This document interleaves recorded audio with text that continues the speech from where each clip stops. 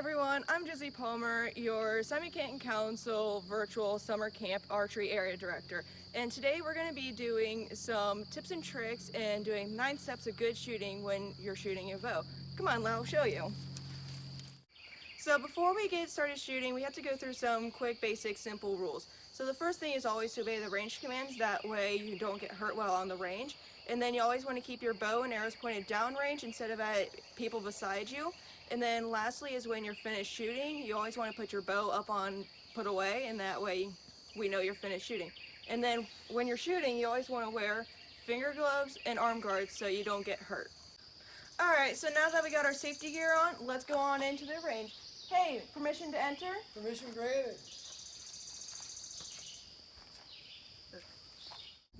So now that we're on the range, I'm going to explain the 3 types of bows that we most commonly use.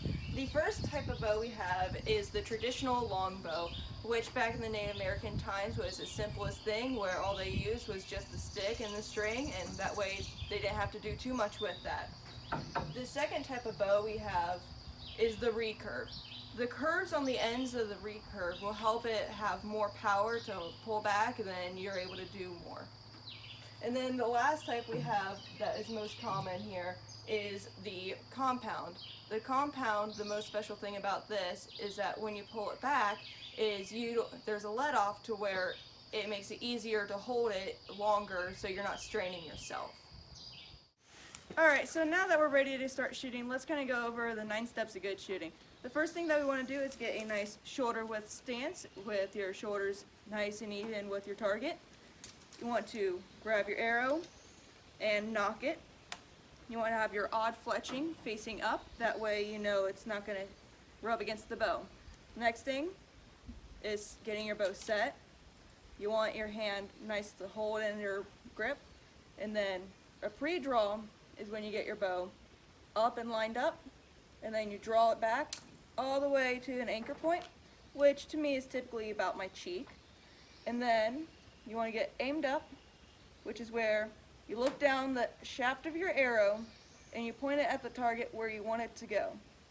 After you're ready, release. And then at the end is a follow through, where you leave the bow standing where it was, that way there's no discrepancies in the shoot. And so, now I got that covered, we can go ahead and do a few more, just kind of like mentally going through everything, getting all nice and set, and then you're able to keep on going, and then after a while, you'll be able to get into a good zone, and then just being able to go at it.